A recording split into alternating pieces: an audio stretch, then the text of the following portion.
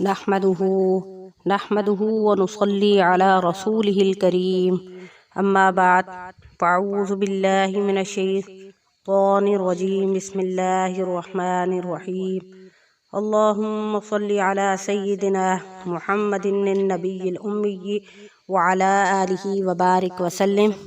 شروع اللہ کے نام سے جو بڑا مہربان اور نہایت رحم کرنے والا ہے۔ بیس قرآنی وظائف کی طرف سے ہمارے تمام بہن بھائیوں کو السلام علیکم ورحمۃ اللہ وبرکاتہ۔ امید کرتے ہیں کہ آپ سب خیریت سے ہوں گے۔ تو آج جو وظیفہ میں آپ کو بتانے لگی ہوں وہ 10 رمضان المبارک کے ساتھ خاص ہے۔ تو ویڈیو شیئر کرنے سے پہلے آپ سے ریکویسٹ کرنا چاہوں گی کہ اگر آپ ہمارے چینل پر نئے ہیں یا پہلی دفعہ ہمارے چینل کو سن رہے ہیں تو ہمارے چینل کو لائک کریں، شیئر کریں، سبسکرائب کریں تاکہ ہر آنے والی ویڈیو آپ کو مل سکے۔ تو یہ وظیفہ جو ہے یہ 10 رمضان المبارک کے ساتھ خاص ہے۔ جیسا کہ آپ کو پتہ ہے کہ اب پہلا عشرہ مکمل ہو گیا ہے، تو اس لیے ہمیں ہر حال میں اس وظیفے کو جو 10 رمضان المبارک کے ساتھ خاص ہے اس کو ہم نے ہر حال میں کرنا ہے۔ تو اللہ کے فضل و کرم سے پہلا عشرہ عافیت کے ساتھ مکمل ہو گیا ہے۔ تو یہ جو آخری دن رہ گیا ہے یعنی 10 رمضان المبارک، اس میں ہم نے ہر حال میں اس وظیفے کو کرنا ہے تاکہ یہ عشرہ ختم ہونے سے پہلے اگر ہم اپنی دعا کو قبول کروا لیں۔ تو جس شخص نے اس وظیفے کو 10 رمضان المبارک کو کر لیا تو اللہ رب العزت پورا سال اس کے لیے رزق کے دروازے کھول دیں گے۔ یہ نہیں ہے کہ اگر وہ رمضان المبارک میں یہ وظیفہ کر رہا ہے تو بس اسی وقت اس کو اللہ کریم جو ہے وہ رزق سے نوازیں گے، نہیں، ایسا نہیں ہے، بلکہ جو شخص جو ہے اگر اس وظیفے کو کر لے گا تو اللہ رب العزت پورا سال اس کے لیے رزق کے دروازے کھول دیں گے، اس کو رزق سے مالا مال کر دیں گے۔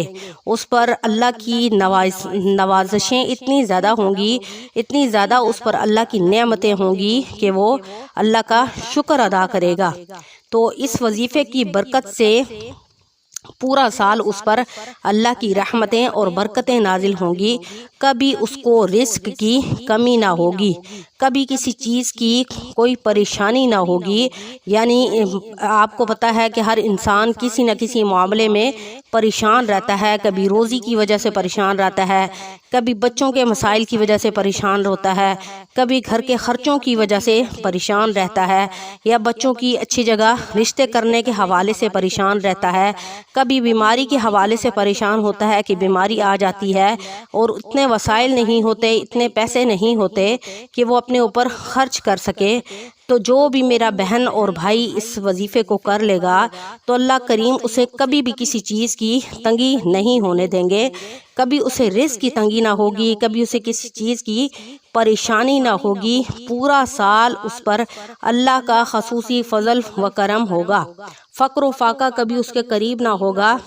ایک شخص اگر یہ چاہتا ہے کہ اس کی ساری ضرورتیں پوری ہو جائیں، یعنی اللہ کریم اس کو اتنا صاحب استطاعت کر دے کہ وہ کبھی کسی کا محتاج نہ ہو، یعنی اس کے گھر کی ساری ضرورتیں اس کی اپنی جیب سے پوری ہو جائیں، ٹھیک ہے، کبھی اسے کسی کے سامنے ہاتھ پھیلانے نہ پڑے، مانگنا نہ پڑے، اس کے سارے زندگی کے مسائل بآسانی حل ہو جائیں، تو کیا ہے کہ اسے کبھی کسی چیز کی کمی محسوس نہ ہو، تو وہ بہن بھائی میرا اس عمل کو ضرور کرے۔ تو انشاءاللہ اس عمل کی اتنی برکات ہیں کہ انشاءاللہ اس کی ہر پریشانی دور ہو جائے گی، کبھی اس کو کسی پریشانی کا سامنا نہیں کرنا پڑے گا۔ اللہ کریم جو ہے غیب سے اس کی مدد نازل فرمائیں گے۔ اگر کوئی شخص اپنے بچوں کے رشتوں کے حوالے سے پریشان ہے تو بھی وہ اس عمل کو کرے، اگر کسی تعلیم کے حوالے سے پریشان ہے، یہ اپنے بچوں کی صحت کے حوالے سے پریشان ہے تو بھی وہ اس عمل کو کرے۔ تو انشاءاللہ یہ عمل بہت ہی مجرب ہے، اس عمل کے کرنے سے آپ کی ہر حاجت، ہر ضرورت، ہر دلی خواہش اللہ کریم پوری فرما دیں گے۔ تو چلتے ہیں وظیفے کی طرف کہ اب آپ نے وظیفہ کس طرح کرنا ہے۔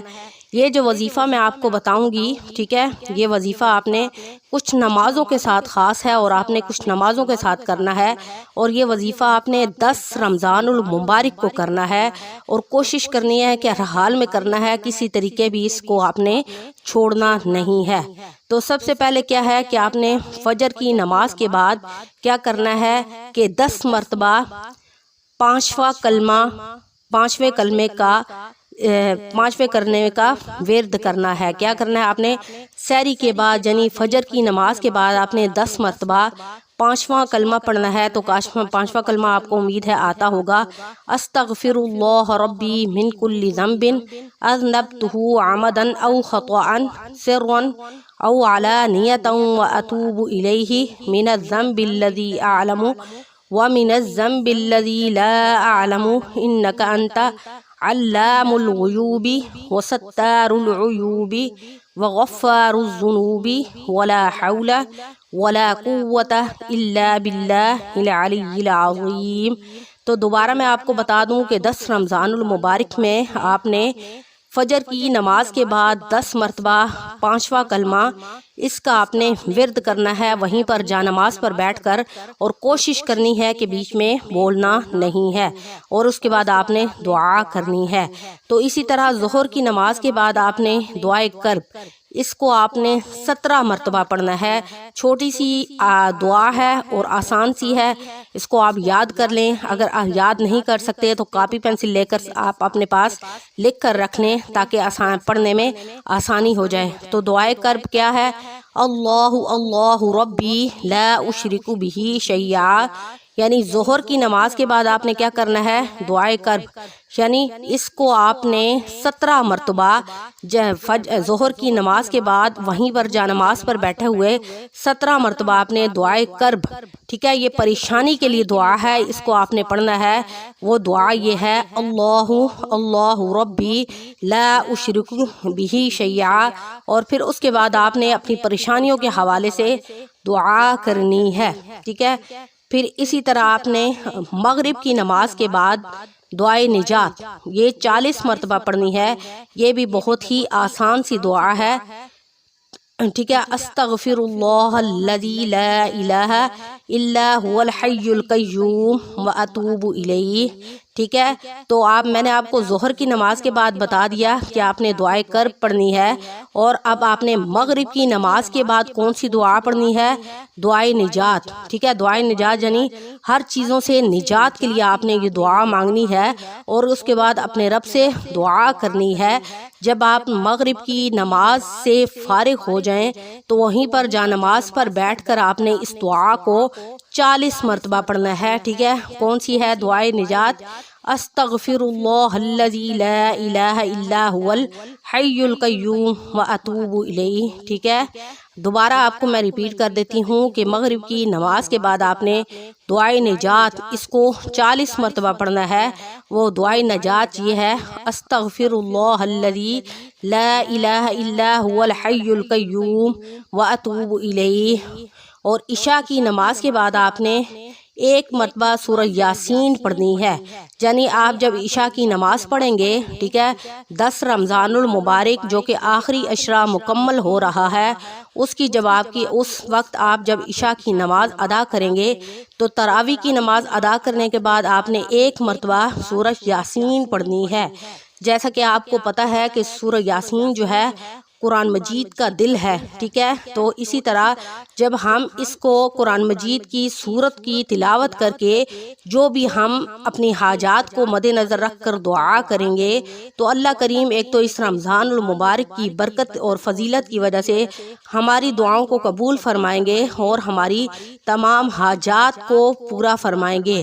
اور یہ جتنے بھی وظیفے میں نے آپ کو ظہر کی اور مغرب کی اور فجر کی اور عشاء کی نماز کے بعد بتائے ہیں، آپ نے ان کو ہر حال میں کرنا ہے تاکہ اللہ کا خصوصی فضل و کرم ہم پر ہو اور ہماری تمام حاجات اللہ کریم ان وظائف کی برکت سے پوری فرمائے، ٹھیک ہے۔ امید ہے کہ آپ کو وظیفہ اچھے طریقے سے سمجھ آ گیا ہوگا، اور آپ نے ان تمام نمازوں کے بعد جب وظائف کرنے ہیں تو اس کے بعد خاص طور پر آپ نے دعا کرنی ہے، ٹھیک ہے۔